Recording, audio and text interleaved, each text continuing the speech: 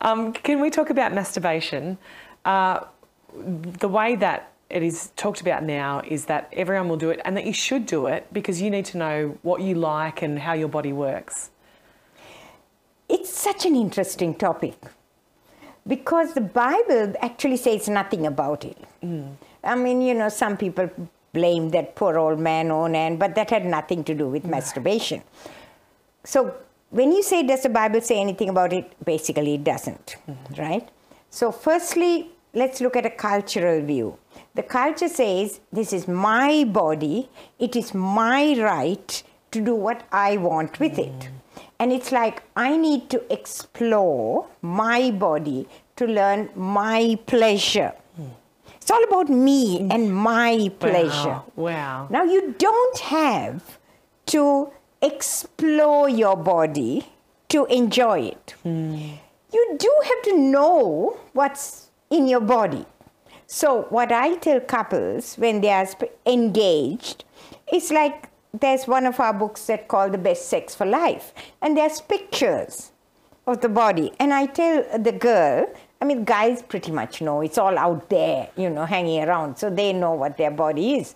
I tell the girls, you know, before getting married, just take a mirror and have a look at your body and find, you know, what is this thing called a vagina and a clitoris, and that's not masturbation. That's just finding what your body looks like. That's really important because it's good to know your body parts, and then when you're married, you know, it's a hit and miss kind of thing because most guys have absolutely no idea what a clitoris is. So if you're a young girl, it's a good thing to know. So that's kind of getting to know your body.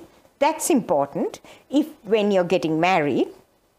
Until then, you know, your body is just that, your body. You don't have to know about pleasure and orgasms.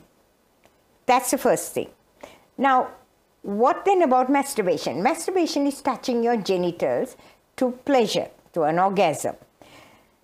Now, you know, to do that, most people have to have some kind of fantasy that goes with it. Now, I have had people who say, oh, I can masturbate to the thought of the wind through the gum trees. You got beautiful gum trees around here. But still, I mean, I don't think that'll really do it for many. You do fantasize. And that is lust. You know, there's a difference between desire and lust. There's a desire which is the kind of, you know, you see this hottie and you go, oh, you know, my testosterone just had a little spike there. Then you see the hottie, and then you think about the hottie, and you think what we might do, and how he might touch you, and how you might, and then you have this, then you masturbate to it. That's lust. And Jesus clearly said, if you're lusting after someone, you might have had sex with that person. So that's the problem with masturbation, that it's really hard to not lust. Now, in today's culture, the masturbation is often tied in with pornography use. That then wires your brain even more. Watching porn wires the brain. You masturbate to it, it puts spikes of oxytocin, vasopressin, and that's like you got a video that's fixed in your brain. And that's a danger to masturbating to porn.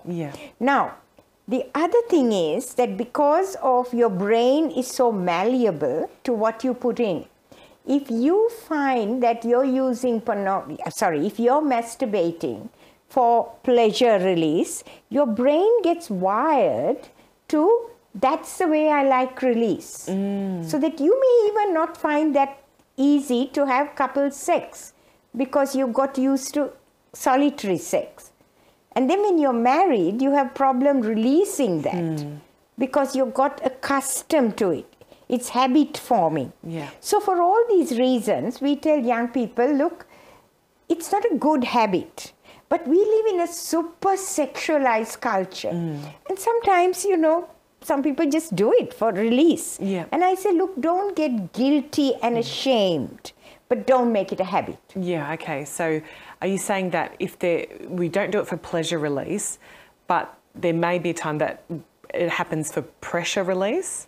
Yeah, that's one way of putting it. That, you know, if you find that you've masturbated, look, just don't feel guilty, shame, Yeah. God will never forgive me. That, just say, I don't want to make this a habit. Yeah, okay. And if you find that this is something that's a habit for you, please talk to someone, because that could be that is becoming into a compulsive behavior. Yeah, right. And you might have to work with someone to sort of work through that. And there are people that are able to help you stop that compulsive behaviour. Yeah, it's work through the compulsive behavior. It's like porn or any compulsive behavior. Yeah. It's hard to just stop cold for yourself. Yeah. You just need somebody you're accountable to who works with you.